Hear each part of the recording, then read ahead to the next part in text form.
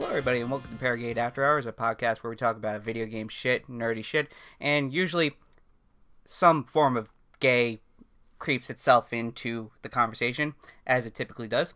I'm your host, Joe. You can find me in Paragde, and joining me this week is... Hi, my name's Michael. Michael! Michael, do you have like a handle? Do you have like a cool nickname you can share with us? Find me on Twitter. And oh, that's not good. That's just my last name. That's just your last name now. Everybody knows. I mean, I can edit it out. I can just make like a honk. Perfect. Just put it like a honk right there. It's just like, hi, I'm Michael. Whatever works. All right. So, anyway, you're joining me tonight because we're going to be talking about games 2017. We're going to be talking about, finally, Xenoblade Chronicles 2. And also Dynasty Warriors. Dynasty Warriors 9 that just came out. Ah, yes. So, Michael, what are we drinking today? I have a very nice white wine. It is called Kung Fu Girl. And it's pretty alright. Pretty alright? Mm-hmm. Alright. I thought it was actually pretty good, too. Mm-hmm. It's like, you know, it goes nice with food. And then, of course, I... being the pretentious shithead that I am, got Bullet Bourbon Frontier Whiskey. And, Michael, you tried some of this, didn't you? Yeah, it's not my thing. I'm gonna very nicely sip my white wine. Yes. And you can get crunk on your bourbon.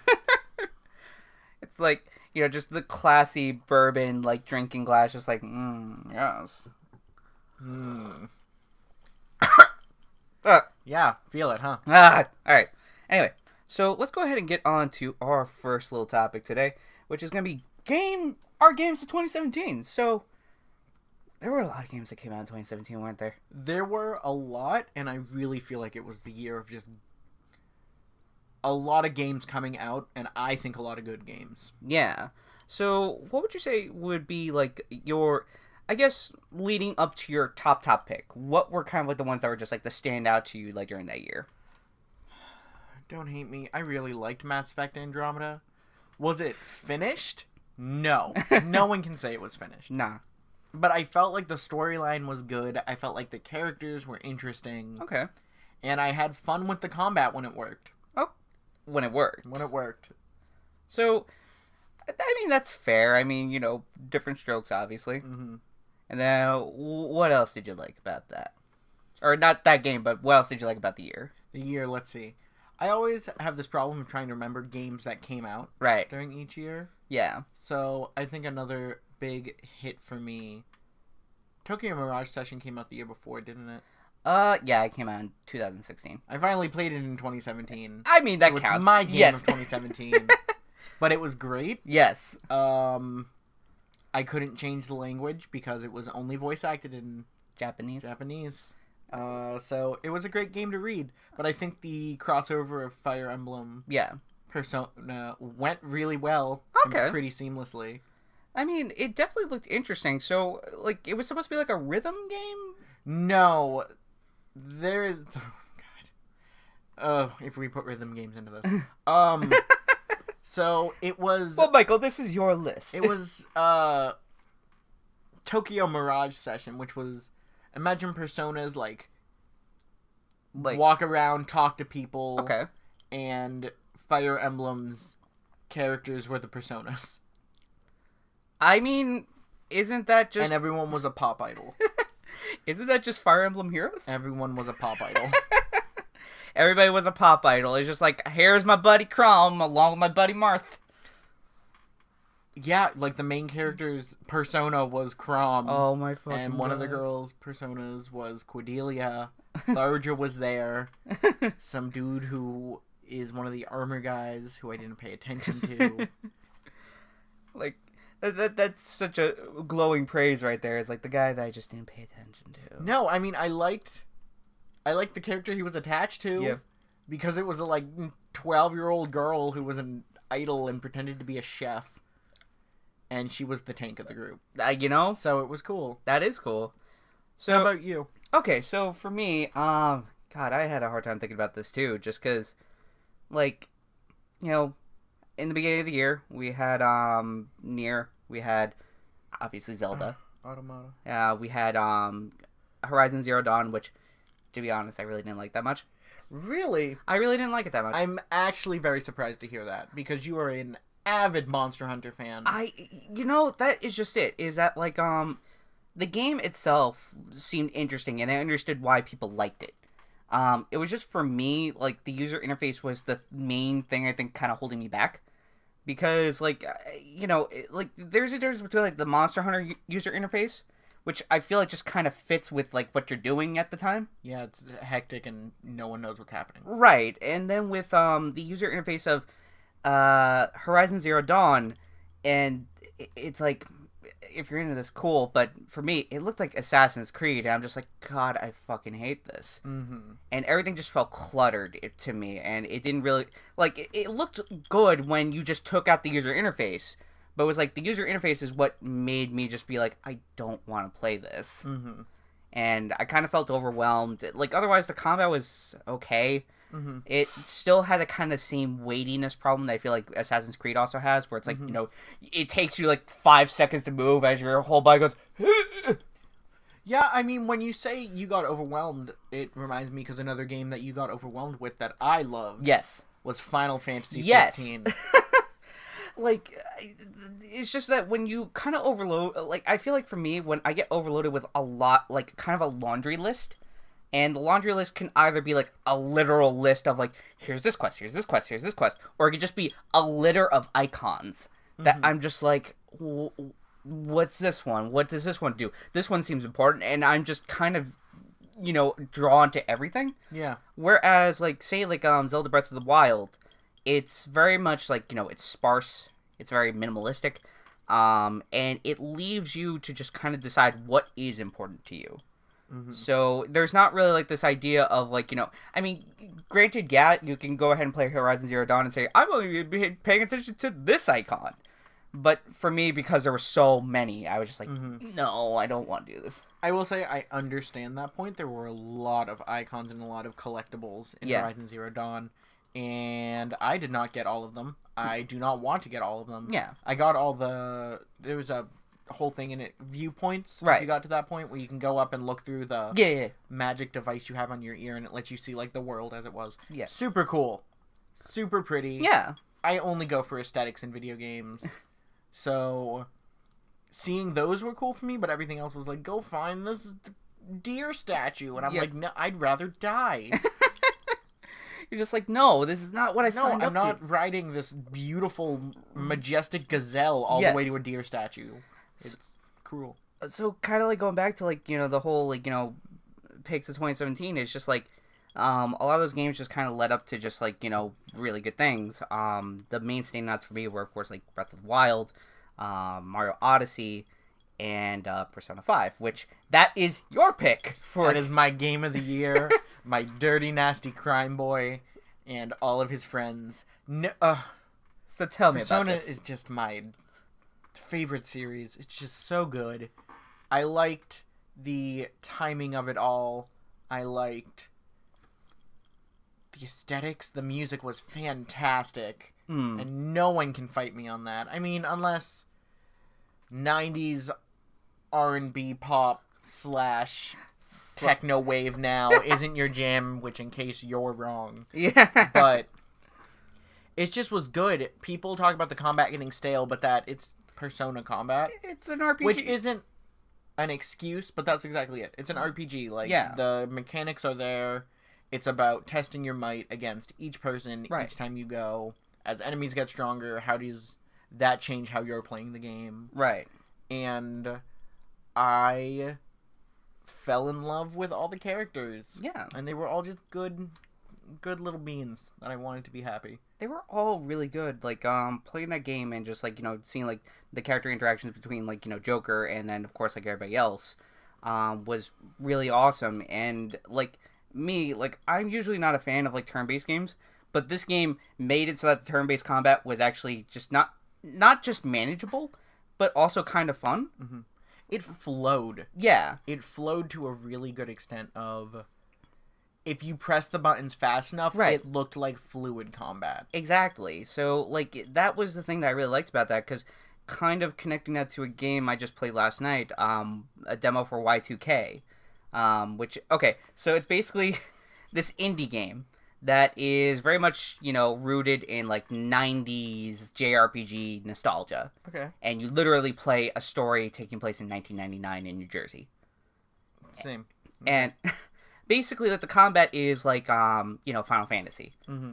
And it was so slow and drab, and, like, even comparing it to, say, like, Final Fantasy IX, which is, like, the epitome of, like, the 90s JRPG, like, it just wasn't good. You say that like Final Fantasy IX is not the best Final Fantasy. No, it is the best Final Fantasy. That's what I'm saying. Ugh. But what I'm saying is, like, those game mechanics are still kind of dated. But even then, like, they know how to just make it so that it's engaging. Whether that be through, like, an active time battle system, or whether that just be through, like, we're going to make it so that, like, this feels like a machine. Like, you're basically making, like, a mousetrap right now, and you're making it, all the pieces fall into place. So, Y2K struggled with that. Granted, it was a demo from, like, 2 years ago, so I'm hoping they fixed it. But, like, Persona 5 fixed that problem for me, where it was like, oh, we actually made this combat fun. So, I definitely get that. It's just, it was a great game. Yeah. It was a great game, and it really set the standard. It really did. And, man, so, I think my pick for 2017, and I'm cheating, is the Nintendo Switch. Yeah, that's cheating. Listen! It's not a game. Okay, hold up. So let me justify this. Because it's a game console. And up until that point, like, I was kind of not playing games as much anymore. Just because, like, I had to dedicate time out of my day to be like, I'm going to turn on my PC, and then I'm going to, go ahead and boot this up, and then I'm going to go ahead and do this, and blah, blah, blah. And I had to dedicate myself to sitting in this one particular spot for the next however many hours, if even that. Whereas the Switch is the console that I've always wanted. It's the thing that allows me to play a game like Zelda Breath of the Wild while I'm on the toilet, while I, am laying down, while I am at a friend's place. Like, it allows me to play the big fucking games I've always wanted to play, and it rekindled a lot of my love for video games again, because I got to enjoy a lot of video games that I skipped, like, the year before. So, like, games like Owlboy, Subsurface Circular, there's, not Doom, I played the shit out of Doom, but, like, a bunch of indie games, like, Shovel Knight, and so on and so on. Like, there's been a bunch of those indie games that I've downloaded to the Switch now because I just skipped them because they were on PC, and it was like, I couldn't justify, like, oh, I'll buy this game, and then it's like, it'll sit in my Steam library for God knows how long, because I just don't, because I'm too lazy to fucking turn on my PC. Whereas the Switch, you literally switch it on, and it's like, there you go! So. I mean, you're not wrong. I don't own a Switch, so I am biased, but I don't own Nintendo consoles. You own a 3DS. I was gifted a 3DS, and that is why I own a 3DS. But I've always been more of a Sony. A Sony. I wish I could say anything other than PlayStations, but I owned an Xbox by the time the 360 was out. Yeah. Because my cousin gifted it to me after he got a 360.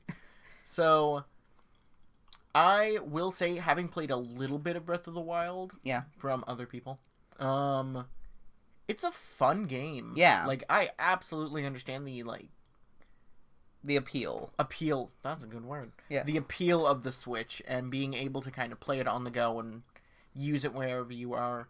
I just don't play handheld systems that much. Yeah. In general, because the only time I have to dedicate to games are when I am home. Right. So it's harder for me to be like, I'm going to take my 3DS with me and I'm going to play some Animal Crossing later, because it's just not going to happen. Am I going to get a bunch of those play coins? Yes. But not going to be able to play anything. I'm not going to be able to do anything with that. And that's fair. Like, I'm at least fortunate enough where it's like, there are times at my work where I do have downtime. So it's like, it's nice to be able to pull out the Switch, like, in between, say, like, an assignment or whatever, or just on a quick 5-minute break. It's like, I just turn it on and I can play Tiny Metal. So it's really cool. Which, by the way, so the Switch has been out for about, like, a year. That's wild to think about. It is, right? And I own 29 games on it already. I've had my PlayStation 4 for 3 years now. Yeah. And I don't own above 10. It's like every month they just have something where it's just like I'm like, I need this. Mm-hmm. So I have like, Night in the Woods, I have Tiny Metal, I have Xenoblade. That's a good segue though. Yeah. Why don't you tell us a little bit about your feelings on Xenoblade? Alright, so I didn't play the first Xenoblade Chronicles. Oh, so good. I believe it. I believe it, because I read the wiki. I read up everything about that fucking game. You shouldn't have. I want you to play it, so I wish you weren't spoiled. Well, because I was like, alright, like, when am I going to get, like, the one for the 3DS? It's like, probably never. That's fair. And I was like, well, this is on the Switch, and how often do I play the Switch? All the fucking time. So I was like, all right, like, I want to buy Xenoblade Chronicles 2. When it was first announced, like, you had, like, that fucking trailer with, like, the English accents that sounds super fake. And I was like, when they're going through, like, the whole, like, setting description, I was like, oh, that sounds really interesting. Living on the backs of Titans. Oh, that's really fucking cool. Like, I would love this if I could get Japanese voices. And then, like, a month before release, they had, like, a Xenoblade Direct, where they go over everything about the game. And they open it with, like, by the way, this entire Xenoblade Direct will be Japanese with English subtitles. And good news for all you people out there who are fans of this, it's going to be available day of. And I was like, I can turn Japanese voices on. Thank fucking God. You're cheating yourself out of grade A voice acting. Yes. Grade A voice acting. Yep. Just so fucking stellar, hearing like the Furbies go meh, meh, meh, meh. You will speak to the Noppons with respect. I am not. Are they called Noppons in that game? Yeah, like Noppons, Nippons. They're called Noppons in the original Xenoblade. I fucking don't know. They're Furbies. So, like, I was like, okay, like, now I can actually play this game and not want to rip off my ears. So I went ahead, read up on Xenoblade Chronicles 1, which sounded right up my alley, and I was so excited to play this game. And in some aspects, it did not disappoint. In others, why? Just why? Well, why don't you talk about what you liked? Okay, so the main thing that I liked was, oddly enough, the combat. So, like, I kind of went into this in my review where it's, like, a very MMO style of combat. But, basically, like, they ask for you to kind of pay attention. And they ask for you to, like, chain attacks and kind of make it a rhythm. So, kind of like what we were talking about with, Persona, where it's, like, everything flows together. Once you finally get the hang of, like, the combat in Xenoblade Chronicles 2, everything starts to flow together because you use, like, different elements and you chain these different elements with this element and then so on until you finally get, like, the big attack. Mm-hmm. So it's the whole idea of it being basically, like, another mousetrap sort of machine, and I really, really dig that. Mm-hmm. So that was really good. The other thing I really liked was, the setting. Like, the idea of, like, oh, humanity's living on the backs of Titans, and Titans are dying, and, like, there's this geopolitical, like, shit going on, like, between people, like, warring over territories, because they're literally running out of land to live on. Mm-hmm. And that was really neat. And then, also, I'm fairly certain Morag is a trans character, and they actually treat her with respect. Okay. So, I was really okay with that, and also the fact that they kind of hint that, like, Zeke, like, fucking eye patch dude is bisexual. Okay. And again, not treated as, like, a joke. Like, shit like that was actually really cool and really nice. But then that just kind of leads to the bad parts, which is that it's very anime-y. Like, you saw, like, how Xenoblade Chronicles 2 looks compared to Xenoblade Chronicles 1. Like, there's a distinct style shift. Is it Xenoblade Chronicles 2? Xenoblade Chronicles 2, yes. So, are they just pretending Xenoblade Chronicles X never happened? Kind of. Okay, I mean, that's fair. I'm also doing that. So... Why not tell me about that? I don't like reviewing games that I can't actually finish. But I feel like the fact that I lost interest after having to buy a game for a console I don't own and borrow the console says enough about it. Because I was real excited at the beginning. You chose your weapons, which I thought was cool. They introduced some interesting characters. I got to like chapter 3, and none of it was fun. So it was too big. It was too big. It was too big of a world. So, like, because you saw a little bit of the combat for Xenoblade Chronicles 2. Was it anything like that? Oh, yeah. The combat in Xenoblade has always been stellar. Okay. If that's your cup of tea, I suppose. Yeah. But it's very, like, position-based combat. Right. And I think that's really interesting because it keeps you on your toes. Yeah. Keeps you looking around. Yeah. Keeps you watching for the level 80 enemy that's in the starting area. Gonna kill you somehow. It's just how the game plays. Right. So... But yeah, so like the style shift between like Xenoblade Chronicles 1 and X and then to 2, where suddenly like they were just like, you know what we could benefit from? Making this look like a shonen anime and give like every like fucking main female NPC tits the size of melons. That would help. It would help, right? How are they going to get the people to play it? And along with that, they just kind of fall into a lot of shonen sort of tropes, but shonen tropes from, like, early 2000s. Mm-hmm. Like, haha, look at the Furby. He's a fucking pervert, and he made, like, a sex robot, and blah, blah, blah. And it's like... Are those jokes that aren't made in anime now? They are still made in anime, but... They're like, I feel like it's a little bit less, or maybe it's just because I gravitate towards anime where it's not happening as much anymore, and there's more of that now. Okay. So it's like there's more of that now, and I was kind of hoping that like Xenoblade Chronicles 2 wasn't going to be that. I mean, I already saw the character design. I already saw Pyra. Pyra has giant fucking titties. But she's such a interesting character. She's interesting, but they kind of let it fall flat. Okay. Because the problem is like, her whole shtick is like, okay, by the way, Paragde, spoilers, all-time spoilers, she's the Aegis, and she's supposed to be basically a weapon of mass destruction in this world. Okay. And her whole shtick is that, like, she used to be called Mithra.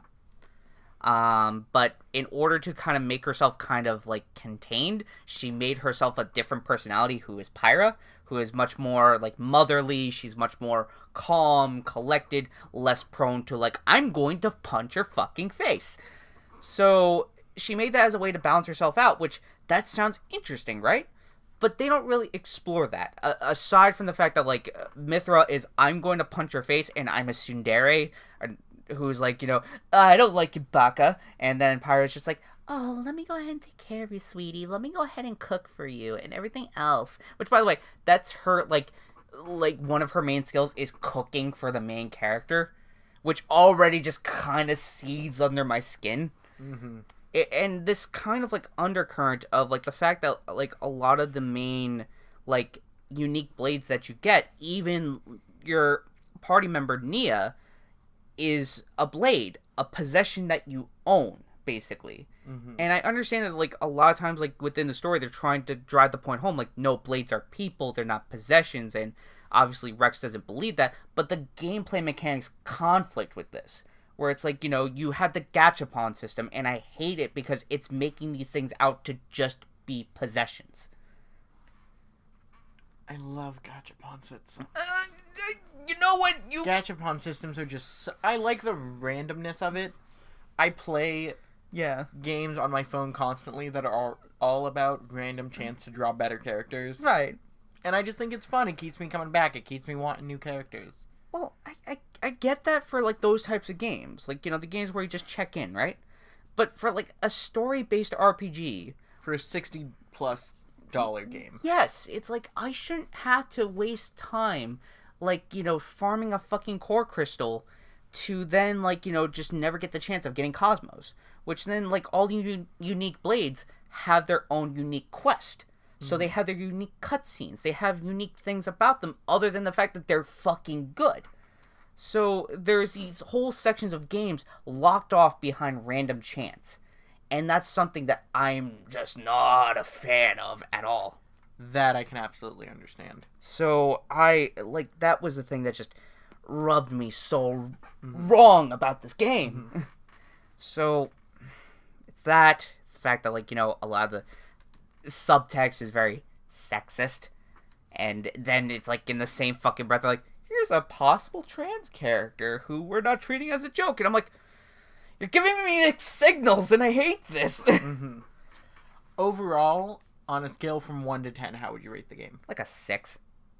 Okay, so better than average. Yeah, because it still kept me coming back. I dedicated 90 hours to this fucking game, which is more than I dedicated to Mass Effect 2, one of my favorite fucking games. Yeah, Mass Effect 2 didn't take 90 hours. It didn't take 90. Mass Effect 2 took at most probably 30. You're right, and it's just that, it kept me coming back, and it kept me coming back to the stupid gachapon system, which I didn't enjoy that aspect.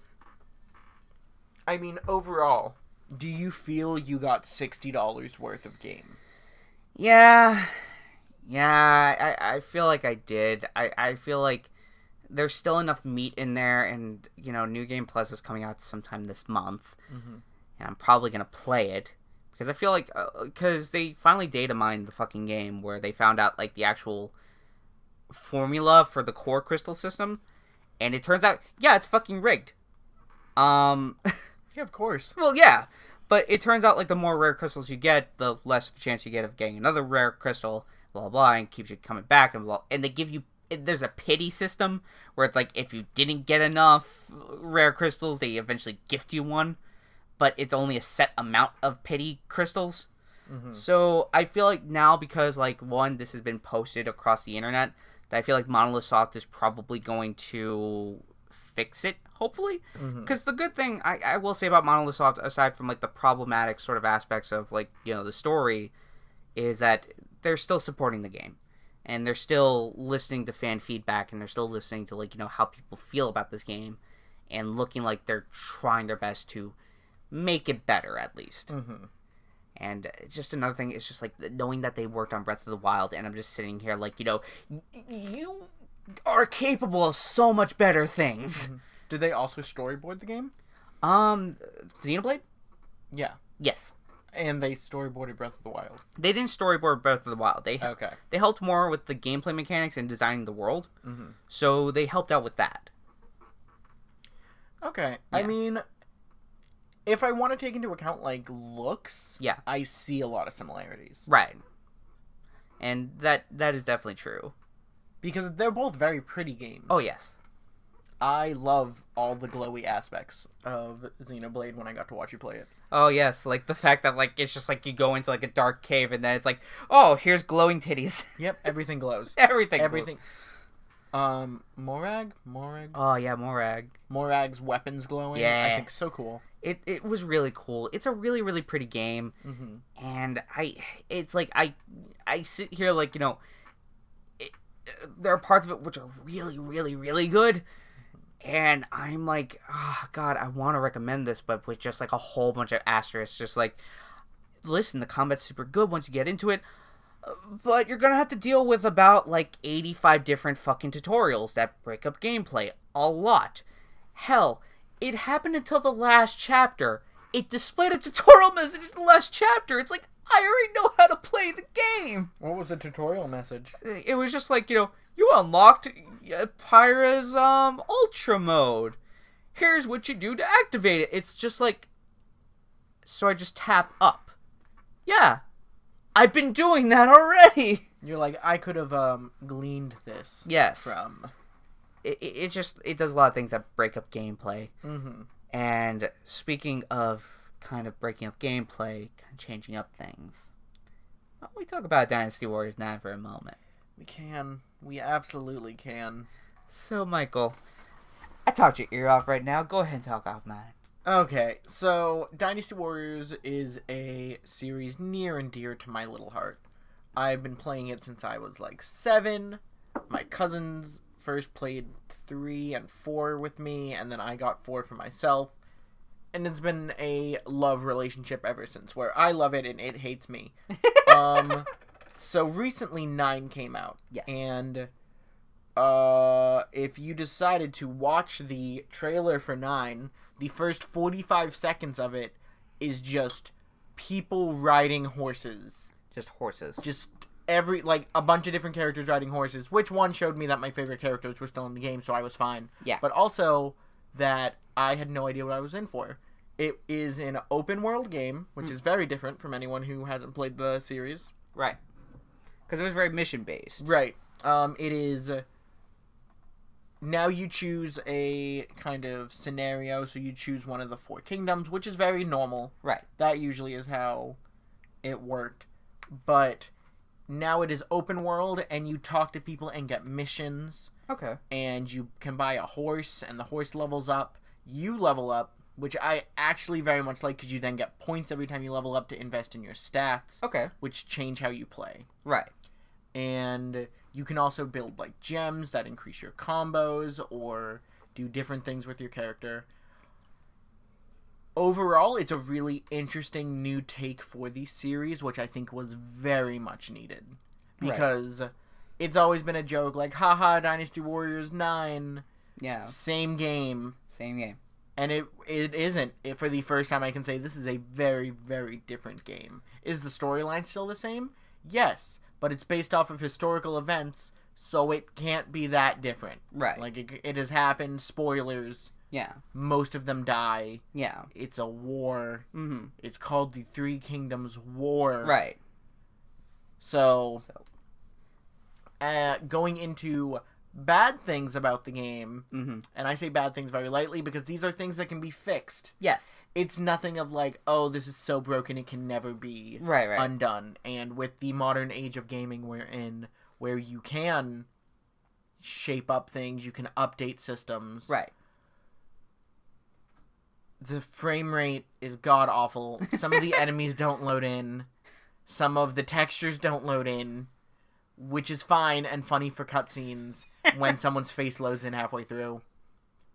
They're just like this very glistening blob at first. Yeah, and then they're like, what? And it's real sudden. It's real jarring. It's also... The drop rates for some materials are weird. The UI isn't... Well, the UI is great. The user interface is fine. I just don't know how to use it, and that's why I don't like it. Right. Because now you have items, and I'm not used to using items in the middle of a Dynasty Warriors game. And some of the missions just get very repetitive. Mm-hmm. I'm in Chapter 3. Okay. And some of the missions are already like, go over here, fight this bandit leader. Come back. Go over here. Fight this bandit leader. Come back. And I'm like, okay, this is great. So, do you think, like, just because, like, in previous Dynasty Warrior games, like, where it was this kind of constrained map, and you kind of, like, already knew, like, you know, okay, this point here, this point there, this point there. Because it is just this giant open world now, do you think it kind of loses something? Do you think it kind of loses, like, a kind of focus there?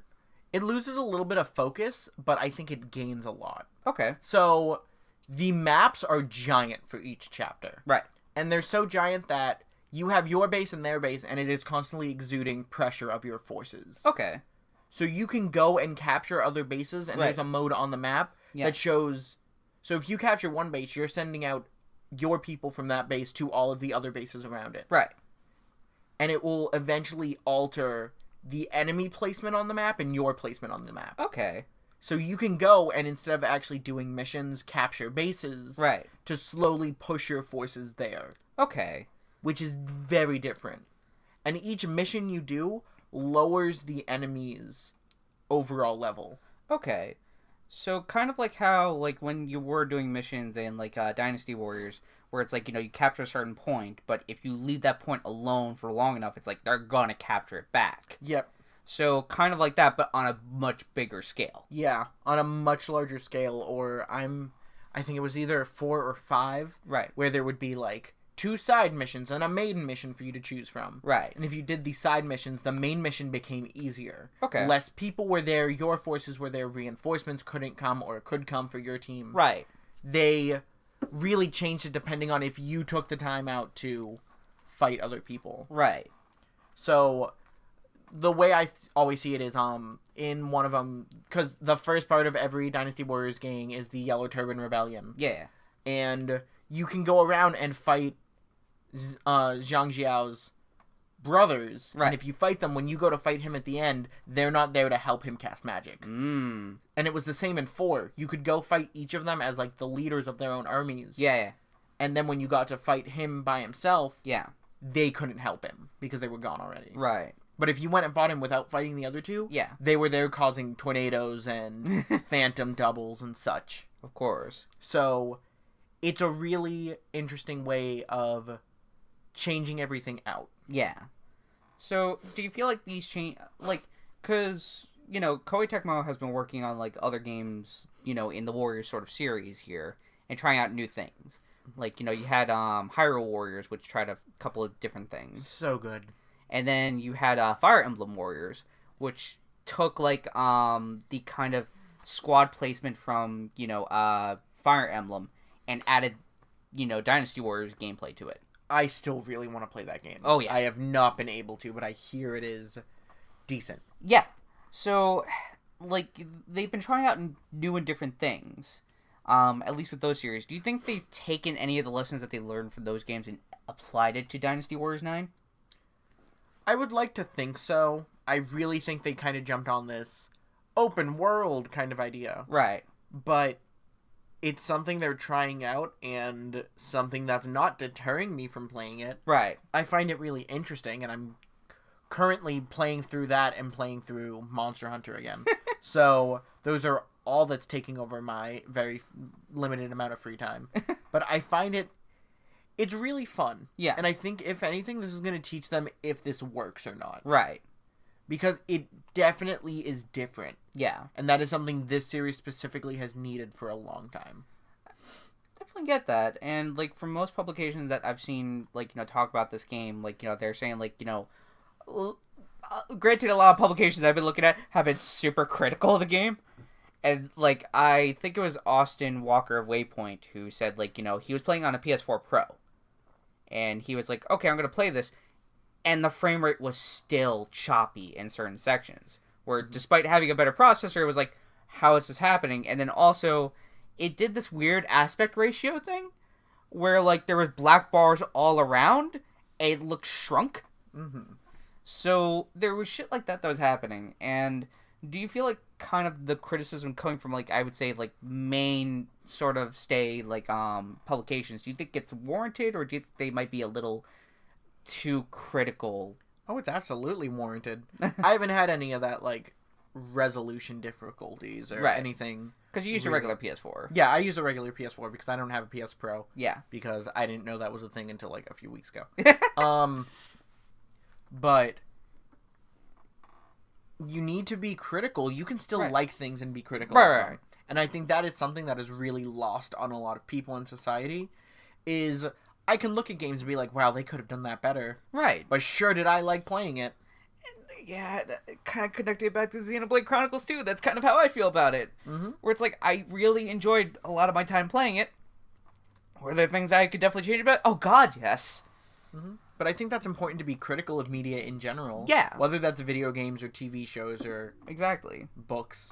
Or anything, really. Anything. Yeah. Because if you're going ahead and just taking it at face value and just being like, you know, it's like, are we just much better than, like, anybody who watches InfoWars? Exactly. Like, no offense to anyone who watches InfoWars. Oh, no, I'm saying complete offense to everybody who watches InfoWars. I'm drawing this line in the sand. I draw the line here. I draw the line here. It's like, if anything, I drew the line, like, last week when I talked about Gamergate, and I'm just like, fuck Gamergate. And it's just like, you know, here we go. Yep. It's like, ha, ha, ha, I'm gonna go ahead and get so many death threats. Another interesting game. Yes. Because, I don't know why I just thought of this, but, like, it goes into ports of any kind, I suppose. Yeah. Final Fantasy VI recently? Yeah. I think it was re-released for Steam. No shit, really? It was either recently or it was recently on sale on Steam. Okay. I found it. But I spent a good majority of 2 weekends just playing it. I beat it. It was so good again. This is my second time going all the way through it. Once when I was younger, and now once as a semi-functional adult. as a semi-functional adult. I mean, we're talking on a podcast where we drink and talk about video games. I think we're setting the bar a little low here. Little low. But it was really good. Yeah. And it was everything I would want from a port of a video game. Okay. Because it worked. There was nothing in it that was like, I don't know how to do this. Right. Or the controls a little... Stiff? Not, I want to say stiff, they were just a little different. Yeah. Because of it going from a controller Right. to me not owning any kind of controller to plug into my computer. Yeah. So I used mouse and keyboard. Right. So it was just a little different trying to find out where, like, right and left shift were. Yeah. But otherwise, it was great. Okay. It, like, worked really well. And that's kind of relates to, I guess, the latest bit of news that came out. So, Chrono Trigger recently just got dropped on Steam, like, unceremoniously dropped. It was just kind of like, Square Enix didn't really announce it, it just happened. And everybody was kind of excited, because they were like, okay, cool, an official port of Chrono Trigger on PC. I don't have to use my ROMs anymore. Mm-hmm. And then they found out it was the mobile port, ported then to PC. So, basically, from what I've heard about it, is like, one, they didn't really fix a lot of the things. It's like, apparently the mobile port is not great, which, granted, most mobile ports of these games usually aren't. Mm-hmm. But they didn't really do anything to optimize it for PC. They just kind of left it as is. Mm-hmm. And a lot of people were understandably really upset about that. Do we know if this is base game Chrono Trigger or, like, the new one that they released with the extra content that was added in, like, the DS version? Base game. See, that's unfortunate, because why not add the new content? Right. Not only that, they could then charge Yeah. $10, $15 and be like, it was on the DS. Well, they already charge like $10, $15. They're charging $10, $15 for base game Chrono Trigger? Yeah.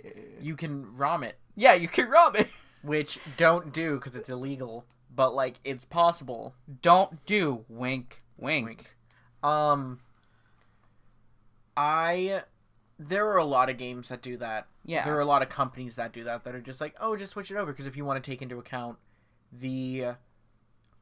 I think it was the Resident Evil 7 that came out for PC that wasn't good. Not Resident Evil 7. It was, Resident Evil 6? I think so. One of them. Yeah. I feel a Resi game came out Yeah. that didn't do well when it was ported over. And then I know the Dark Souls ports have always been suboptimal. Well, okay. So, like, because I feel like this is going to be, like, one of those things, one of those topics I'm just got to make, like, a jar for the podcast, where it's, like, anytime we mention Dark Souls, we just got to put, like, a coin in the jar. I mean, it's fair. It's fair. But, like, it was so weird, because, like, the Dark Souls 1 port was god-awful. The Dark Souls 2 port was not passable. And then the Dark Souls 3 port was the optimal way to play Dark Souls 3, where the port to, like, PS4 and Xbone was actually the lesser of those. Which I had no problem playing Dark Souls 3 on PS4. But also, I'm not good at Dark Souls in general, so, like, there wasn't that much of a change. It's like, there wasn't much of a change for me. It's like, I still sucked. Mm-hmm. And it was just one of those things where it was like, playing, like, you know, Dark Souls 3 on PC, because I got it for PC, it actually played well. It actually played at 60 frames per second, and it seemed like they took their time, because they actually took that criticism to heart. Mm-hmm. And it was so cool to see, like, a company actually take that to heart and then flub it up everywhere else. But at least they were like, no. Our core demographic is apparently here right now, so I guess we should make it better for PC. Mm-hmm. And then it was like, well, that also just makes me think, like, how the fuck is, like, Dark Souls Remastered gonna be handled? We can hope well. I'm really hoping they fix up things. I know they stated that they're not changing anything about combat, which is fine. I don't want them to drastically overhaul combat right. and make Dark Souls 1 a fast game like Dark Souls 3 was, because it's not supposed to be. I mean, not supposed to be, but Would it be cool? It'd be yes. Yes. Would it be Dark Souls 1? No, but that's no. I don't know. I'm conflicted about that. That's fair. Yeah, that is a mood. But I think having an idea of like fixing up some of the glitches in the game. That would be nice. Like making Blighttown actually fun. Like having it not be... I think Jesus would have to come down from heaven. That's part of the game now. Jesus comes down, picks you up, drops you at the end of Blighttown, and is like, "You're safe, my child." It's just like you see Blighttown, you see it in the distance, and it's the only part of the game that's playing at 2 frames per second. Your character's perfectly fine, and then Jesus just comes down. He's like, "It's okay, my child." Whoop. So that's now canon. From Software has to do that. I hope so. God, that would be great. I would probably buy it. Because the Dark Souls 1 remaster is coming out for PC, PS4. Yes. Okay. It's coming out for PC, PS4, Switch, Xbone. You're only getting it for the Switch, aren't you? I am only getting it for the Switch because I have the PC version here. Yeah, but it's the new one. Who cares? It's not going to be cross-platform. It's never going to be cross-platform. I know. Yeah. So... how are you going to play with anyone you know? I'm not going to be able to play with anybody I know otherwise. Maybe so. Just have like this moment of just like... I was like, yeah, I'm getting it for PS4. Probably getting it for computer. So... yeah. And I mean, I'd probably get it for computer as well. I mean, I like Dark Souls enough. Mm-hmm. And I'm hoping what this leads to is like porting over like the rest of the Dark Souls series to Switch. I would love to see a Dark Souls 2 remaster. Not because Dark Souls 2 is the best one in the series, but it is. It kind of is. Did it have anything to do with the lore of anything? No. It was in an entirely different world. Yeah. But it was the best, and I really appreciated it. I mean, I had a lot of fond memories of that game. Mm-hmm. Like, that was possibly, like, my favorite game to play with friends. Yeah, I don't know that feeling. So, because no one else plays on PlayStation. Because no one else... all awful. Because we all got PCs. Yeah, Michael. I'm sorry, I'm poor. The PC is a rich man's. It actually is. It actually is. You can't fight me on that. So... oh, fuck. But I would like for Chrono Trigger to actually have a good port, because I would like to play it. I'm one of the few people who has never played Chrono Trigger. I did end up playing Chrono Cross. So, first off, the best port of Chrono Trigger is actually the DS port. I've heard. Yeah, it's actually the best port. So, if you want to I would have to play my DS. Yeah. And I have sausage fingers and can't press the buttons. I mean, yeah, that's fair. Okay, because that's the whole reason why I like the Switch, is because it's bigger. I know the buttons are still real small. But then again, I have alien fingers. You have baby hands. I have baby alien hands. But, so, okay. Why not we close this off with you telling us about Chrono Cross and your time with Chrono Cross? Oh, God. It's so bad. Chrono Cross was such an interesting game in my life because I played it actually because I saw a Let's Play of it. Okay. So I was like, I want to try out this game. So I played it, and I named all of the characters after my friends, except for 2 of them, because they scared me. All right. Because one person is a mushroom, whose name is Fun Guy. Fun Guy? Fun Guy. As in fun and guy? Yes. But he's a mushroom person. Ah. And then the other person was named Sneff, and he had big snaggle teeth, and talk like this, and it made me want to scream. But it was a really interesting game, because you didn't level up normally. Right. You leveled up by fighting bosses, and you would get stars. Okay. And you would get extra stats each time. Okay. And then that would allow you to get extra stats when you fight enemies. Okay. So it was all about going around and recruiting other people to be your friends. Right. Unlocking different techniques for people to use. Okay. And instead of learning abilities yourself, you had elements. Okay. And everyone had, so there were 6 elements. Yeah. Light, dark, fire, water, earth, air. Mm. And everyone had an element they were like attuned to, that they did better damage with, and they took damage from the opposite element. Okay. So. Captain Planet! That was the joke I was going to make. Planet. So all of those like played into each other, and you equipped people with elements. Okay. So like the main, and as you got higher level, higher star rank, Right. you unlocked more like element grid to put stuff onto. Okay. So every person like you could fill everyone up with only white element, Okay. and everyone would just be like a holy warrior, and that's all they did. Ah, yes. The white. The white element. That's what they call it in the game too. But the game just had a very like nice sense of humor, Right. and it was just very nice and happy to play. Yeah. Like at the very beginning, I will never forget like what like first drew me in. Yeah. There is this like barrel you can talk to, and like you examine it, it's like it's just a barrel, and then you examine it again, it's like it's just a barrel, and I examined it a third time, and it's like, what do you want? I'm just a barrel. Fine. And it gave me an element, and I'm like, that's so cute. Like I appreciated that. It was right. something small that like because I pestered this random object in the game, it gave me a reward. Yeah. Like it rewards like that kind of exploration and just that kind of inquisitiveness. Absolutely. Just being like, you know, you're a kid just exploring every nook and cranny of this, and you're just like, it's a barrel. Huh. Barrel. Huh. Or it makes me think of like the Stanley Parable, where it's like every time you visit the closet, and then there is just like, it's a closet. Yeah. I also never played the Stanley Parable, but I hear it was really cool. Oh my god, you have a PC that can play it now. I do. My boyfriend recently bought me a computer for Christmas. Oh my god, Michael, I am going to give you access to my Steam library and play that game. Well, next time I'm on here, if I'm ever invited back and you all actually like me, then Michael, I will talk to you all about the Stanley Parable and if I liked it or not. Michael, you act as if I actually act according to public opinion. You act as if I actually care about what other people think about me. I do. Please like, comment, and subscribe. Anyway. God. But it's just really interesting. I'm really hoping that...